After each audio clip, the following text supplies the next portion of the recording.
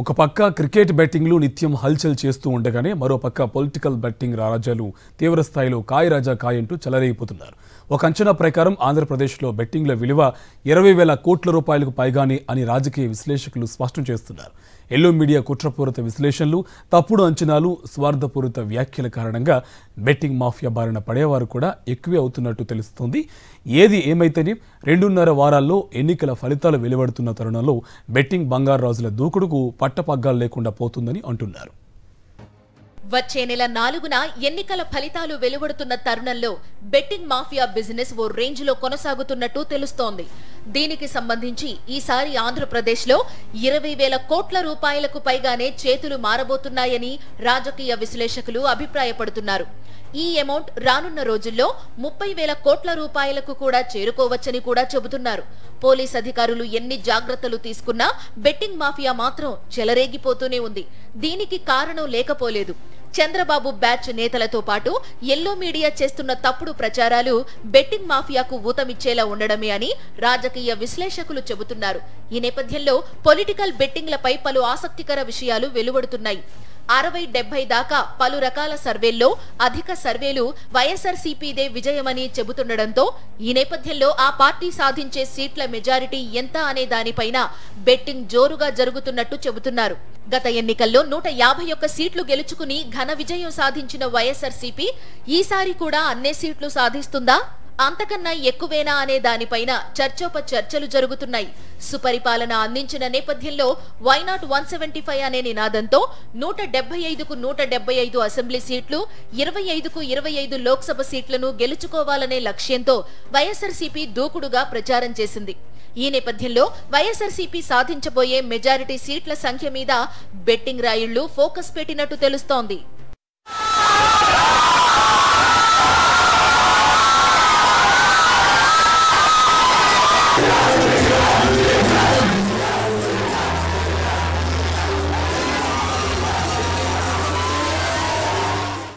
వైఎస్ఆర్సీపీ ఘన విజయం సాధించబోతున్నదని, గతం కంటే ఎక్కువే సీట్లు వస్తాయని తాజాగా ముఖ్యమంత్రి వైఎస్ జగన్మోహన్ రెడ్డి ప్రకటించిన సంగతి తెలిసిందే. తన పార్టీ పొలిటికల్ కన్సల్టెన్సీ ఐపాక్ కార్యాలయాన్ని సందర్శించిన తరువాత ఆయన ఈ ప్రకటన చేశారు. ఈ నేపథ్యంలో వైఎస్ఆర్సీపీ సాధించబోయే మెజారిటీ సీట్ల సంఖ్యపైన పందాలు మరింత జోరుగా సాగుతున్నట్టు సమాచారం. ఇక కీలక నియోజకవర్గాలను దృష్టిలో పెట్టుకుని బెట్టింగ్ మాఫియా కొత్త పోకడలు పోతోంది.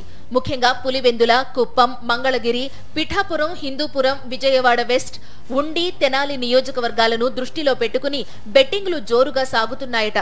పులివెందులలో వైఎస్ జగన్మోహన్ రెడ్డి మెజారిటీ ఎంత అనే దానిపైన గతంలో జరిగినట్టే ఈసారి కూడా పందాలు కాశారని తెలుస్తోంది. ఇక కుప్పం నుంచి పోటీ చేసిన చంద్రబాబు ఈసారి గెలవడం కష్టమే అని అంటున్నారు. అక్కడ వైఎస్ఆర్సీపీ అభ్యర్థి భరత్ లోకల్. ఆయన నిత్యం ప్రజలతో మమేకమవుతూ ప్రభుత్వ పథకాలన్నీ ప్రజలకు చేరువ చేయడంలో విజయం సాధించారని, దాంతో ప్రజలు వైఎస్ఆర్సీపీ వైపే భారీగా మొగ్గు చూపినట్టు చెబుతున్నారు. దాంతో ఈసారి కుప్పంలో చంద్రబాబు గ్యారంటీగా ఓడిపోతారని అంటూ పందాలు కట్టేవారు ఎక్కువయ్యారని తెలుస్తోంది. పిఠాపురంలో పవన్ కళ్యాణ్ గెలుస్తాడని మొదట్లో చాలా మంది బెట్టింగ్ రాయుళ్లు రెచ్చిపోయినప్పటికీ ఎన్నికలు అయిపోయిన తర్వాత అసలు పిక్చర్ బయటకొచ్చింది. అక్కడ వైఎస్ఆర్సీపీ అభ్యర్థి వంగ గీత గెలుపును ఎవరూ ఆపలేరని అంటున్నారు. ఆమె మెజారిటీ ఎంత అనే దానిపై బెట్టింగ్ నడుస్తోందని సమాచారం. రకరకాల సమీకరణాలను ఆధారం చేసుకుని సీనియర్ నేత, లోకల్ లీడర్ ప్రజలతో మమేకమవ్వడంలోనూ జనం సమస్యలను పరిష్కరించడంలోనూ ముందుండే గీతమ్మకే తమ మద్దతంటూ పిఠాపురం ప్రజలు స్పందించినట్టు తెలుస్తోంది. ఇక హిందూపురం, మంగళగిరిలలో మామ అల్లుళ్ల పరిస్థితి ఏటికి ఎదురీదినట్టుగా ఉందని అంటున్నారు. హిందూపురానికి చుట్టపు చూపుగా వచ్చిపోయే బాలయ్యకు ఈసారి దబిడి దిబిడేనని అంటున్నారు. విజిటింగ్ ప్రొఫెసర్ కు నియోజకవర్గ ప్రజలు గట్టిగానే సమాధానం చెప్పారని తెలుస్తోంది. వైఎస్ఆర్సీపీ అభ్యర్థి బీసీ వర్గాల నేత దీపిక విజయం ఖాయమని అంటున్నారు. కాకపోతే మెజారిటీ ఎంత అనే దానిపైనే బెట్టింగ్ జరుగుతున్నట్టు తెలుస్తోంది. ఇలా చెప్పుకుంటూ పోతే పలు నియోజకవర్గాల్లో వైఎస్ఆర్సీపీ అభ్యర్థుల మెజారిటీ ఎంత అనే దానిపైన, ఓవరాల్ గా వైఎస్ఆర్సీపీ సాధించబోయే మెజారిటీ సీట్ల సంఖ్యపైన పందాలు జోరుగా సాగుతున్నాయి. రెండోసారి కూడా వైఎస్ఆర్సీపీ ఘన విజయం సాధించబోతున్నదనే విశ్లేషణల నేపథ్యంలో ఆ గెలుపు ఏ స్థాయిలో ఉండబోతున్నదనే దానిపైనే సర్వత్రా చర్చలు, బెట్టింగ్లు జోరుగా జరుగుతున్నాయని తెలుస్తోంది.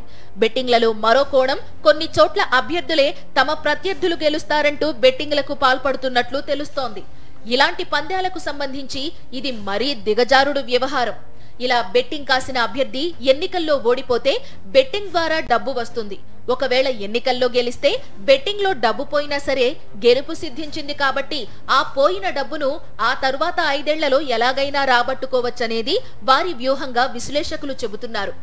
ఇలా చెప్పుకుంటూ పోతే వివిధ అవతారాలెత్తిన బెట్టింగ్ మాఫియా కారణంగా వచ్చే నెల 4వ తేదీన 20,000 కోట్ల రూపాయలకు పైగానే చేతులు మారబోతున్నాయని చెబుతున్నారు.